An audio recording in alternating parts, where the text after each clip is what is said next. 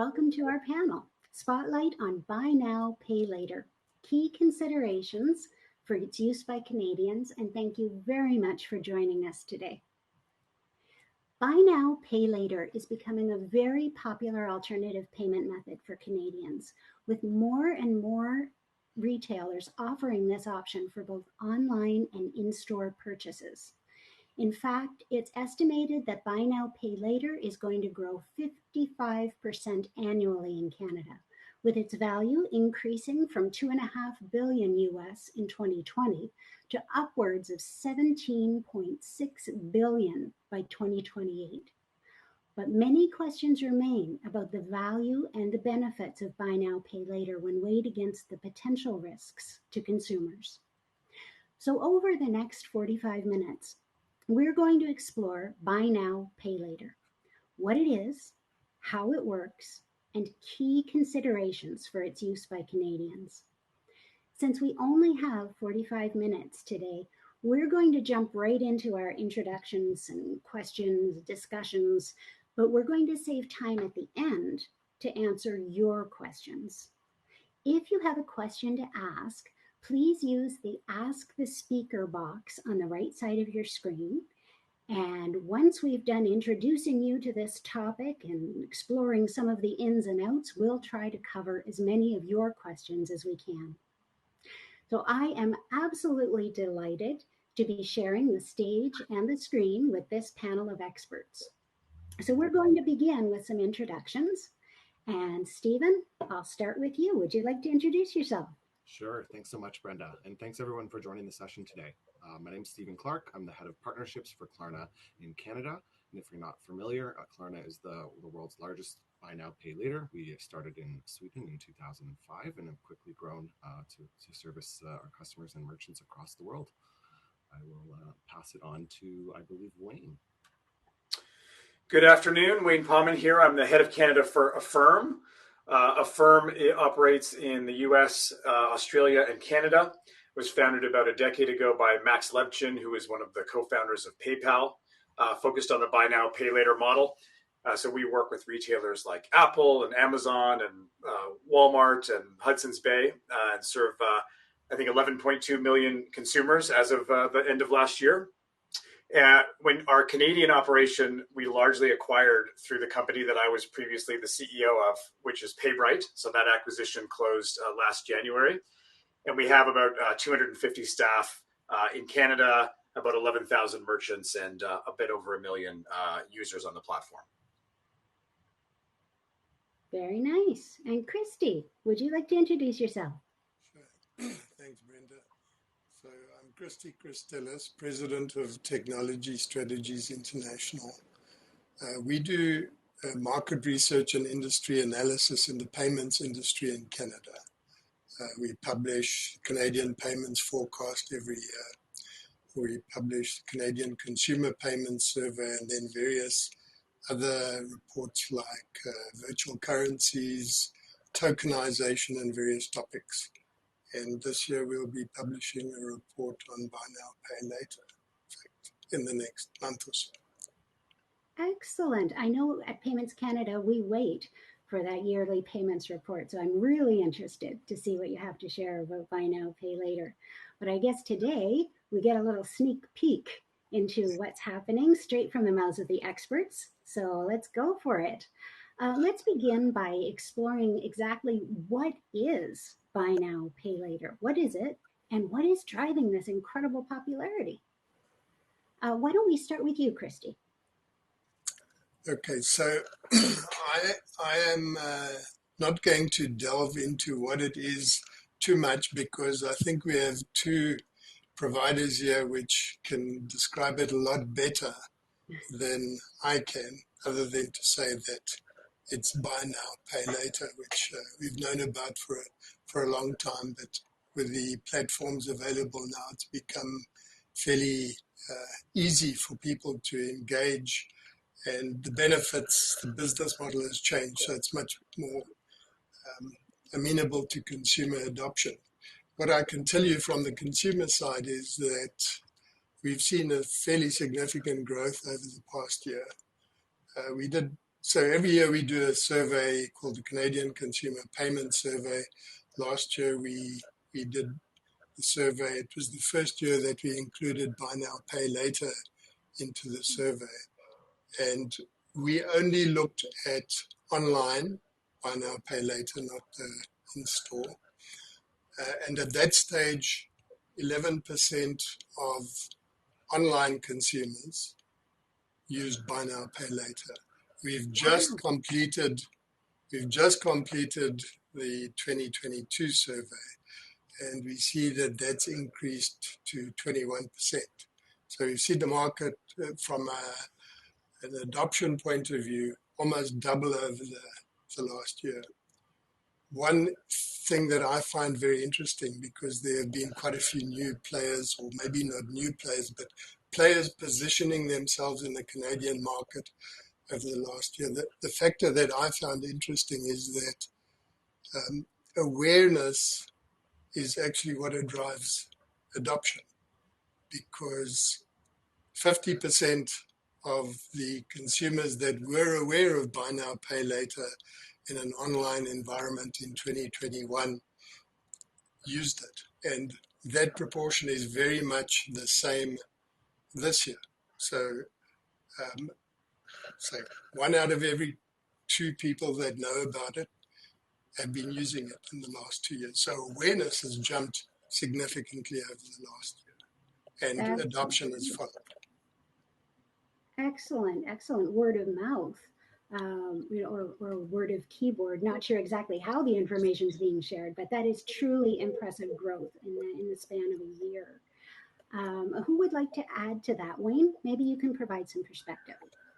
Sure. I mean, I think, as Christie alluded to, the concept of paying over time for a purchase is hardly new. I mean, you've been able to do some sort of point of sale credit probably at least since the 1940s, right? If not before.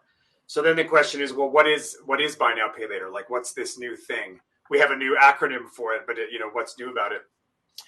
The way I think about it is the past 4 or 5 years in particular, a form of very simple installment credit is what the offering is. It's not based on a credit card. So it's not a private label credit card. It's not tied to a credit card. The Buy Now, Pay Later that we focus on and that Klarna focuses on is simple installment credit, first of all. And we can go more into what that means. And then delivered in a way that is in line with the modern retail experience and modern consumer behavior. So integrated into apps, integrated into e-commerce sites, very, very easy to use, whatever the point of sale may be. So I think that's sort of how I think about it. There are other types of unsecured credit providers in the past year or two that have said, hey, we're Buy Now, Pay Later too. But I don't always agree with that. I think we have to put a clear definition around what the business model is. And then in terms of what's driving the popularity, Christie spoke about some of it. That when we do surveys of our customers, the thing that we found is customers are most attracted to 3 things. The transparency of the payment method and really understanding how it works, what's involved. Number 2, they're looking to trust that provider. They want to know that experience is not going to blow up in their face or result in some unforeseen charges. And thirdly, ease of use. Those are the top 3 drivers that we see consumers gravitating towards. We can talk more later about the merchant side. Yeah, love it. And Stephen, what's your perspective on this? Yeah, I mean, I would echo almost everything that Wayne just described as far as the alternative payment method that we are discussing Buy Now, Pay Later. And I think what's interesting about it, it's transcending how shopping is occurring between the offline and the online world. And I think a lot of people typically would think you're splitting your payment into 4 equal installments, particularly in North America. In Europe, it might be 3 installments. But it's beyond just an online payment form, and you'll start to see that transcending into in-store environments as well, if you haven't already. And of course, I would say it's very popular today among the younger generations, Gen Z, millennials, but it is slowly creeping into the other kind of segments of the population. And I think that's probably a trend that you'll continue to see as adoption increases. But generally speaking, it's a safer, transparent alternative way to pay, and I think that's kind of the most important part from a consumer perspective. Very good perspective. Thanks. So, if we think back to the old days where it was a layaway at Walmart, and then you get into the rent to own scene, people had some concerns. There were a lot of benefits, but there were also some pitfalls for consumers, depending on how they approached this and how they handled the payments along the way. So let's talk about how you're seeing consumers benefit from buy now, pay later, and maybe a little bit about what are the potential risks and pitfalls impacting consumers. Stephen, could you start us off with that? Yeah, absolutely. And I think it's really interesting because I think the benefits are definitely very clear from a consumer standpoint, and Wayne sort of touched on them a bit as well. It's the actual shopping experience, the post-purchase experience. Consumers are able to see SKU level data. If you compare that to like a credit card where you have a one-line descriptor, not as engaging for the consumer. And so younger consumers or digital native consumers are really looking for a way to interact with their shopping experience. And so the increased purchasing power that you're getting from being able to split your transaction in four is certainly important, but it's also just the general experience the consumer has. And on the risk side, I think there's a bit of misinformation around the risk side of buy now, pay later. Particularly in Canada, there's no fees for the consumer to use buy now, pay later as a payment option at checkout. There's no late fees in Canada, and the standard pay in four installments has no interest. And so it's a bit different than the perception that might be garnered around it that has come from some of those things that you talked about, Brenda, like layaway and certainly high interest credit cards and revolving credit, which would obviously not necessarily be in the favor. And so I think that's where the transparency piece comes in as well, where the consumer, has a trusted provider, and they're able to build that relationship while, having the flexibility of potentially using debit, but having the experience of credit or the ability to really have that financial freedom aspect that comes with buy now, pay later. Love it. Transparency and leading, with trust and focus on the customer. It's so important these days. We like to think we understand everything about payments, but when somebody starts off with something new, that establishing that level of trust and understanding what they're doing is huge. Right. It's huge. And the consumers that have used buy now, pay later, like I think it's about 80% actually say that security is one of the most paramount things with buy now, pay later. And so I think that perception will begin to change, particularly in Canada, where the adoption is not where it is elsewhere in the world. Excellent. And Wayne, what would you add to that? Sure. So I think the perception of okay, well, what are the risks or what are the consumer harms of buy now, pay later come from the historical ills and evils, frankly, of retail credit. So there are probably many Canadians and probably some people listening to this who have gone into a big box store, signed up for a financing offer on a private label credit card, don't pay a cent for a year, 12 months interest free.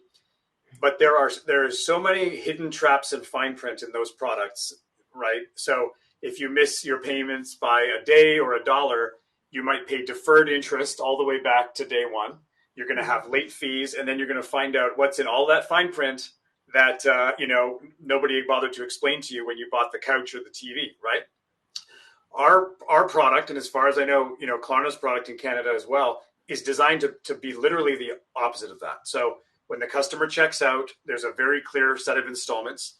It's not possible for the customer to owe more than was set out at the beginning. So no late fees, no hidden fees, no deferred interest. And really importantly, as Stephen alluded to, no revolving account where you can just sit there paying compounding interest like you can on a credit card. And so then the question is, well, where does the revenue come from?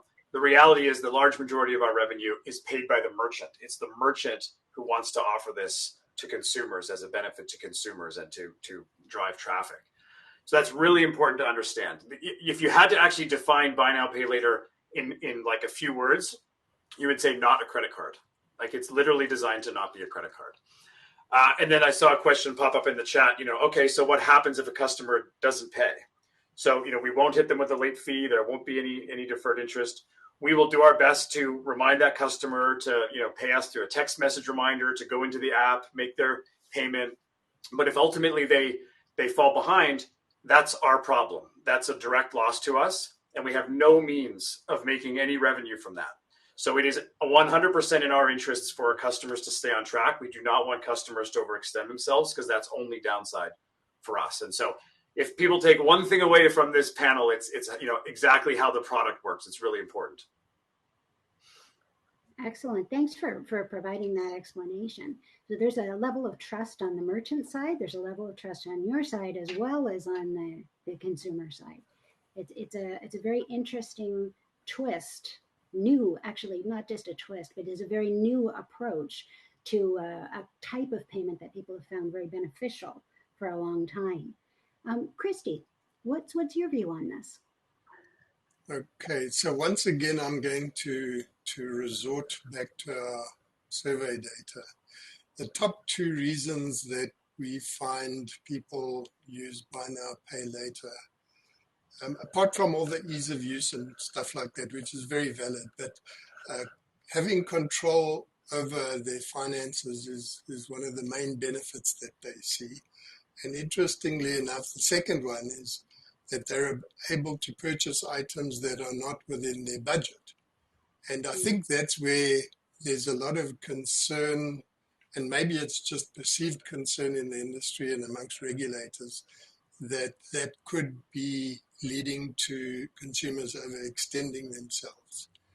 If I look at the next four, which are more or less equal, it's wanting to avoid interest charges on a credit card or a line of credit, allowing them to borrow money without a credit check, avoid using credit cards. And the one that I found very interesting was that it helps to build my credit history, which I'm not quite sure how that works, but that's a perception anyway. And then the lowest one on the list is that they do not have a credit card, so have few other options for online purchases. If we look at the risk side, the biggest risk that people perceive is getting into trouble with debt by buying more than you can afford to pay for. And allied to that is the fear that it promotes irresponsible financial practices. So I think the message to me is that consumers are aware of the risks, and there's some very important reasons why they're actually adopting buy now, pay later. Thank you, Christie. Yeah, I could see, if I get paid every 2 weeks, if I could potentially line up those payments, then I can make the payments responsibly, still manage my budget. A lot to think about there. Now, I'm interested in exploring, too, what the most important considerations are for merchants who have adopted or who are thinking about adopting buy now, pay later. Who would like to take that? Wayne, how about you?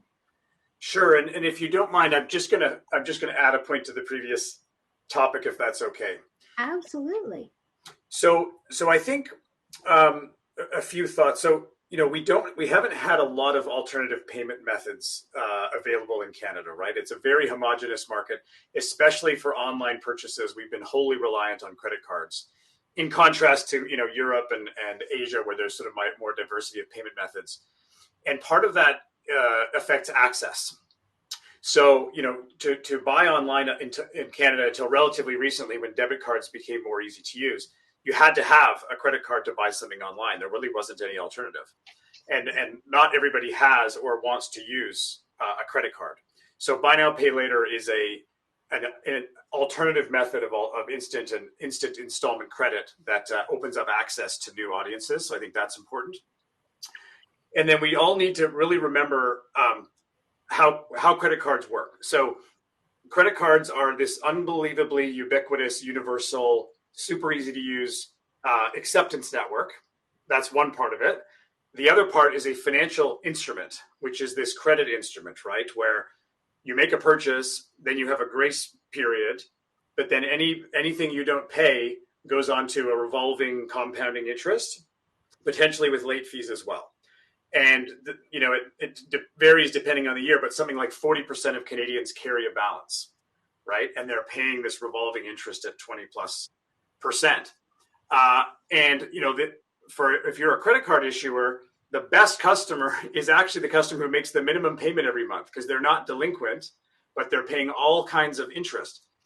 And, our view is that this is not a great financial product, right? Like, we've all gotten very used to it. We all, so many of us have credit cards on this call, I'm sure, but there are real problems with that. And a lot of people in our society get into trouble with it, but we've just become used to it. And, I would be willing to, debate all day long that the product that Affirm offers and Klarna offers in Canada, every time a customer uses our product versus potentially carrying a balance on a credit card, they're coming out ahead financially and in terms of their financial risk. So anyways, got me all worked up. So just quickly on merchants, I think the benefits that merchants are seeing, they see incrementality, right? In terms of customer traffic. They see benefits to repeat usage, so customer loyalty. They tend to see enhancement to their conversion as customers know exactly what their payments are going to be and how it fits into their budget. Those are typically the biggest things that merchants are focused on. And then in addition to that, increasingly buy now, pay later is about a network, a two-sided network of merchants and consumers. And when merchants sign up, they can gain access to our large and growing networks and tap into our consumer bases and work with us to engage those consumers. So I'll stop there, but those are a few initial thoughts on the merchant side. Great stuff. And Stephen, from the Klarna perspective, what do you see as the biggest benefits for merchants? Yeah, I think definitely it's the increase in conversion, the access to these very engaged consumers, particularly the younger generations that I mentioned earlier. And I think what's interesting about that is, like, if you take like the average department store example, where they're struggling to get new consumers into their store and engaging with their brand, we have these communities of consumers that are looking for innovative shopping solutions, or looking for a new way to shop and have that access to credit without necessarily the negative aspects of a credit card.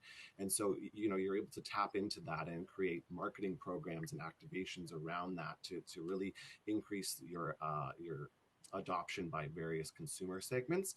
And I think on top of that as well, it just becomes a separate marketing channel in a way for a lot of merchants. And so it's super beneficial for those incremental sales or to drive loyalty.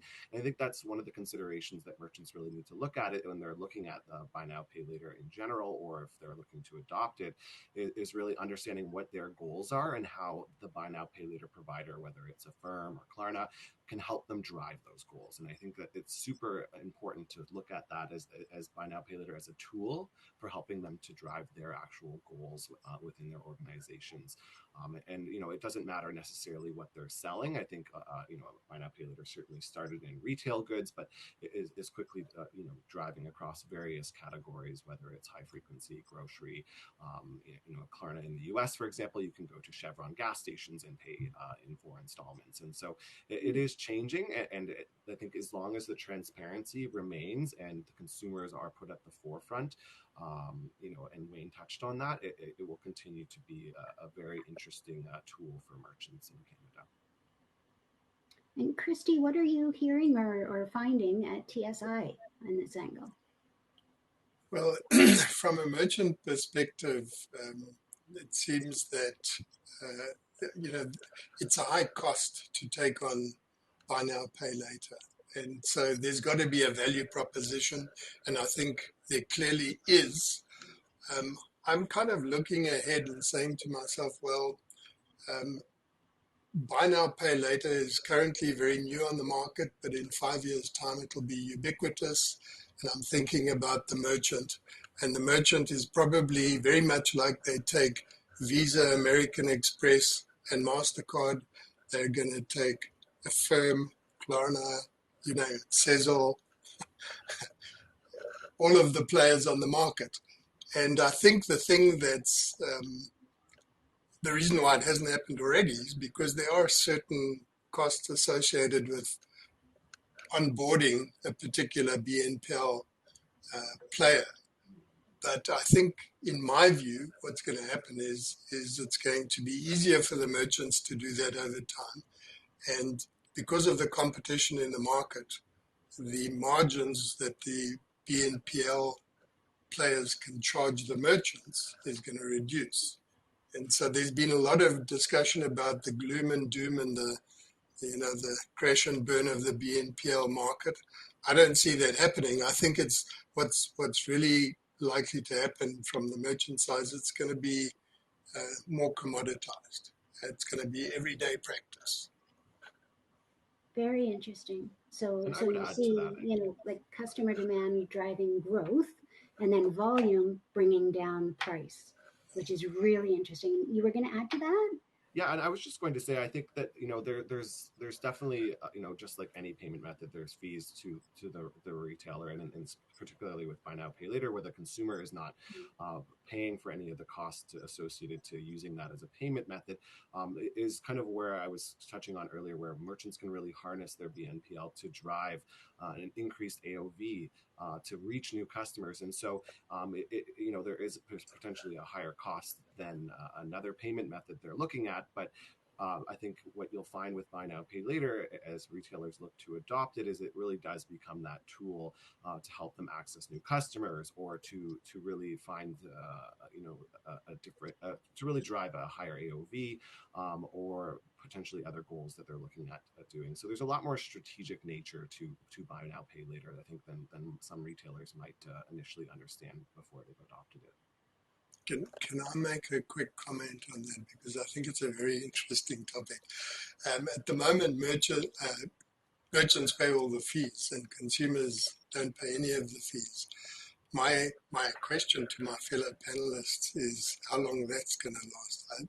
I can see a point where the merchant fees are going to come down, and there's going to be some pressure on maybe finding ways to monetize that from the consumer point of view. And maybe that's through loyalty programs or membership fees or whatever, but I don't think that's too far away.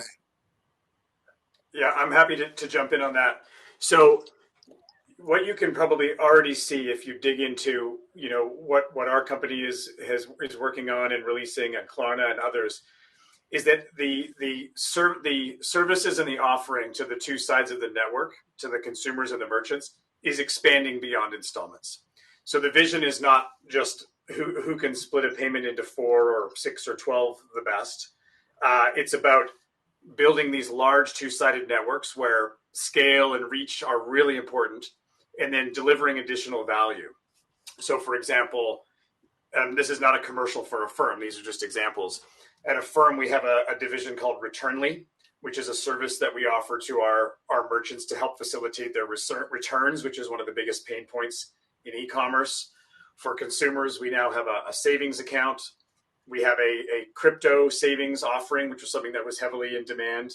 And we are coming out with cashback and rewards, to your point, Christie. So these services, some of which are revenue generating, are building out on top of the network. So we don't think that all of our revenue needs to come from just the installment offering itself. Yeah, I would agree with Wayne on that as well. I mean, Klarna is a bank in Europe, for example, and so there's other kind of levers as far as revenue generation, and I don't foresee the consumer having to pay for the basic, pay in 4 installments. I think there's other value that can be driven out of buy now pay laters, particularly within the app and other ways that potentially the consumer would pay for a service, but beyond the typical payment method. I don't think you'll see that come into play, but certainly Klarna, for example, has made about 4 or 5 acquisitions in the last 12 months, all to deliver value to either the merchant or the actual consumer, and things like virtual shopping and things like that. And so as you start to layer on these other services or value propositions, there's other ways to kind of augment the lack of potential revenue from the consumer. So that gives us a good view into what might be next for buy now pay later, and where we see things evolving. And I'm taking a look at the chat, and I'm noticing that we have a lot of questions coming in here from folks who are attending the session. So maybe we can jump there for a minute. We've got quite a few. So is there any impact on credit score for missed payments, given all the risks that seem to be taken on by the provider? Stephen, do you want to go first? Yeah, sure. So we are not generally speaking, when you're looking at a pay in 4 installments, we are creating our own credit score for a consumer, but we're not impacting their credit score, like their formal credit score that you might find when you're applying for a mortgage or a credit card. And so the answer would be that they're not taking a hit on their credit score, but they potentially could be turned off from using Klarna if they're not following their payment cycle. Yeah, similar for us. So in Canada, all of our credit checks are soft, so no impact to the credit score from using the product. And then we also don't report to the formal bureaus in Canada. So similar to Klarna, we're tracking customer behavior on our side. If a customer falls behind, as I said before, there aren't any late fees, there aren't any penalties. But the penalty, if you will, is you may not be able to use Affirm for a while. That's sort of the main thing. So sometimes I like to say we're willing to give most Canadians a shot, but if it's not working out and we're not getting paid back, then we might have to call a timeout on that particular consumer for some period of time. Thank you. Makes sense.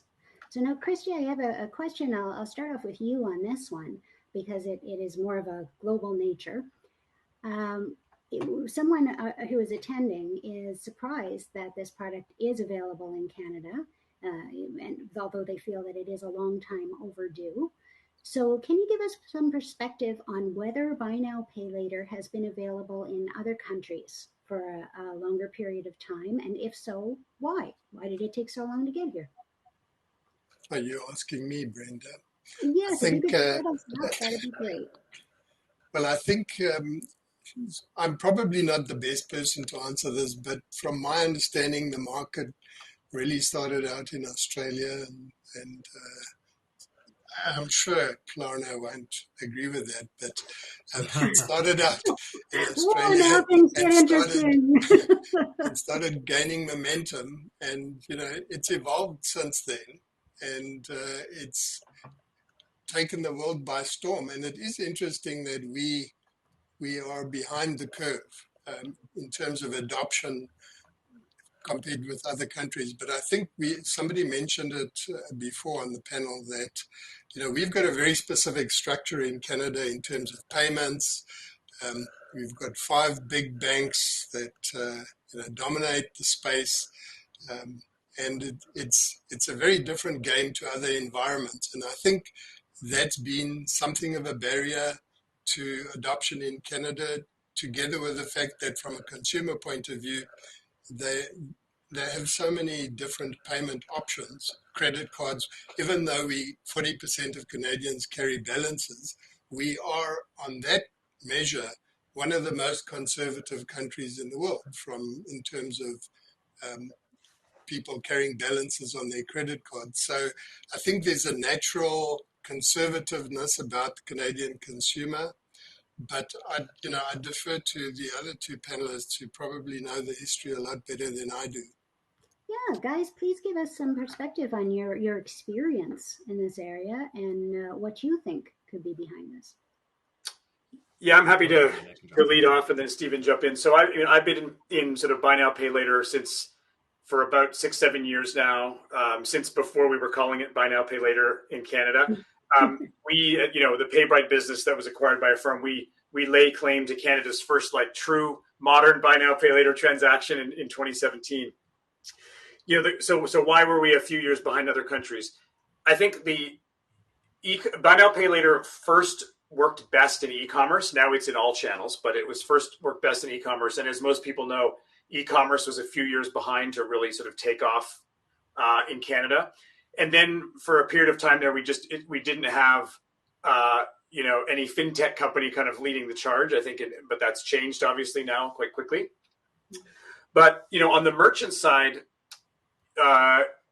again, owing to the dominance of credit cards and our banking system, initially the Canadian domestic merchants didn't get it, right? So we would go to a Canadian domestic merchant and say, hey, you should really try this. We think these are the benefits. And they would say, well, why do we need that? Don't all the customers have credit cards, And so there was a lot of meetings like that where it sort of fell flat.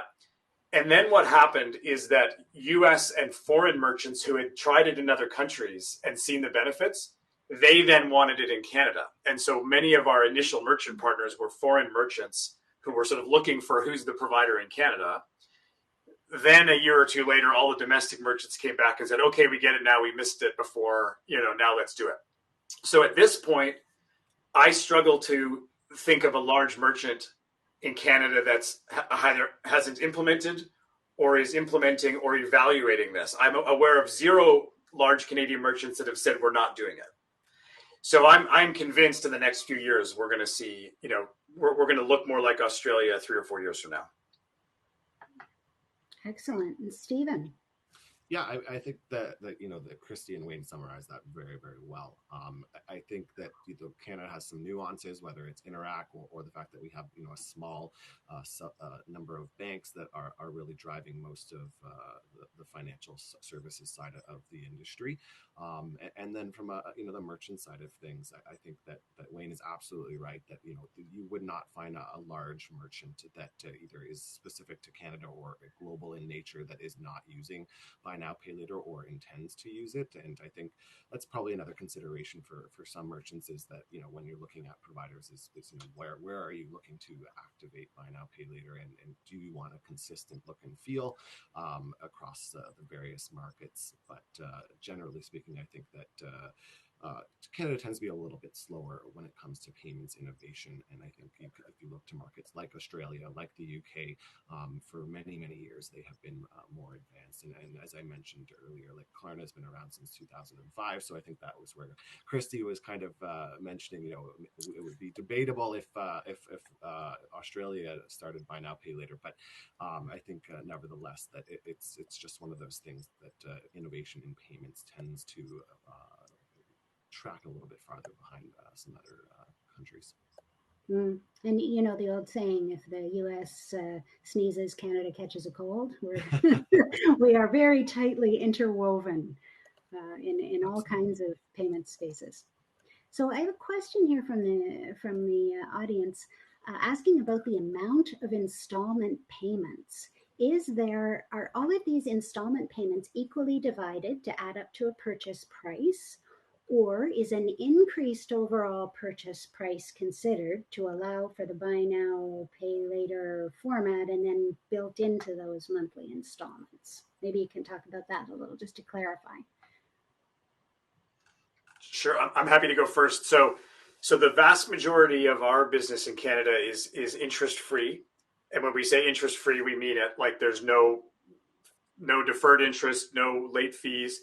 And so it's literally the price at checkout, including tax, divided by, let's say, 4 in the case of the Pay in 4 product, or if it's 6 or 12 months, divided by 6, divided by 12, and that's it.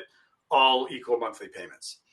The only variance from that in our world is we do have some merchants in particular industries where we do a simple interest rate, and then it's also equal monthly payments, but with the customer paying some interest. That's all set out at the beginning of the contract. So that's how our product works.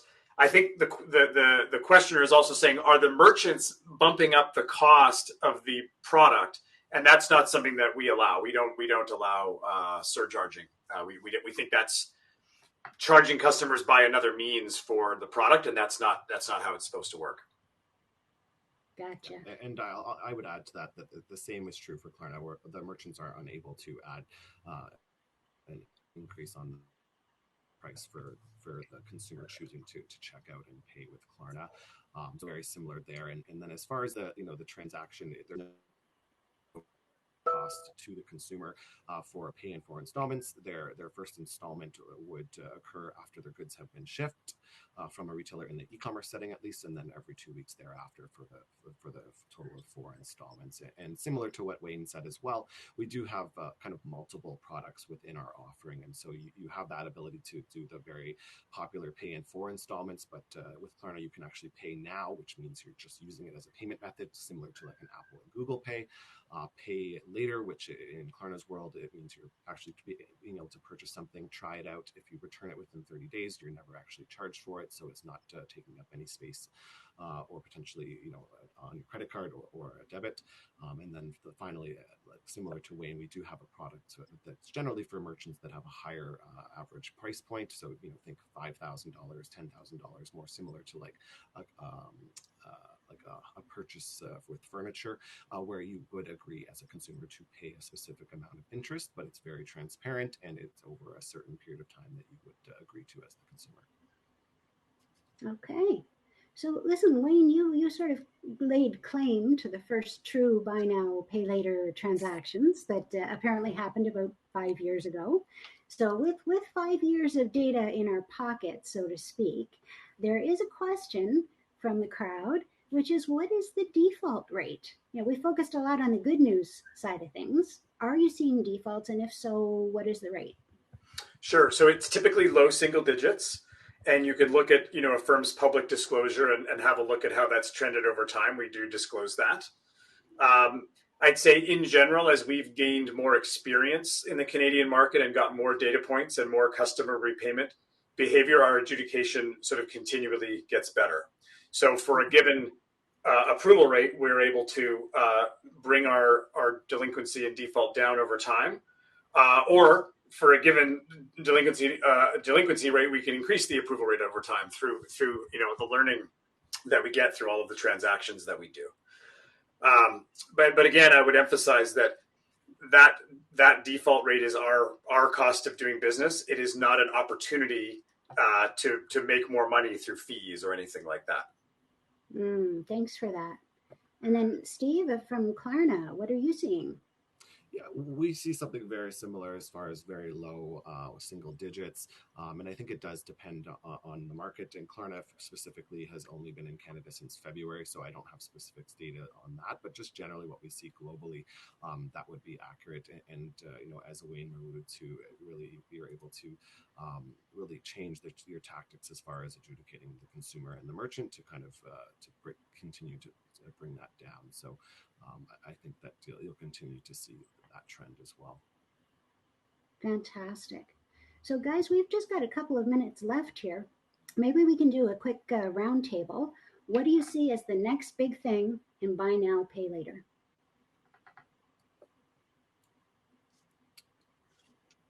I can jump in here. Excellent. So I would say you're going to continue seeing kind of the evolution of the consumer shopping journey. And so whether that's transcending between online and offline world, being able to connect through the Buy Now Pay Later's app experience to the in-store retailer, whether that's through a virtual conversation or through a chat, really changing, how your purchase decision occurs. I think you'll see loyalty being layered onto it, certainly, and that's something that is already happening. I would also see that, when we mentioned this earlier, continued adoption by other age groups, particularly Gen X, which, for those of you that aren't knowing 1965 to 1980, you'll see a lot more of a year-over-year increase on the adoption by those. And just general innovation beyond just the well-known for installments. You'll start to see potentially merging of open banking, particularly with Canada coming out, with more information on that. So other services that really create that increased consumer financial awareness, whether it's tracking of packages within the app that you've ordered or bridging that gap really between online and offline. Anything that adds to the consumer journey, we'll start to layer on that. And you'll start to see that it's a lot more of an engaging product for both the retailer and the consumer. Great. So embedded, integrated, and blowing up exponentially. This is what we're all looking for. Wayne, what do you see as the next big thing? Yeah, I echo all of that. I agree with those comments. And I think at the base level, this will be a mainstream payment method in Canada. I would expect, as we talked about before, the majority of retailers you've heard of to offer this. It'll be online, it'll be in store, it'll be in app, and a large proportion of consumers will ultimately end up using this and using it quite regularly. If we look at, let's say, Australia and probably some of the European countries that Klarna is in, we have customers making several dozen purchases per year using these products. And so I think that is in Canada's future. We're a few years behind, as we said, but I think we'll continue to see the share of payments going through Buy Now Pay Later steadily increasing. Fantastic. Well, gentlemen, this has been a fascinating conversation. Thanks so much for sharing your insights and your expertise. And I look forward to staying in touch with this evolution and seeing how things roll out over the next 5 years. Looking forward to your report too, Christie. Okay. Thank you very much, everyone, Thank you for so much. joining us and for your questions. Cheers. Bye now.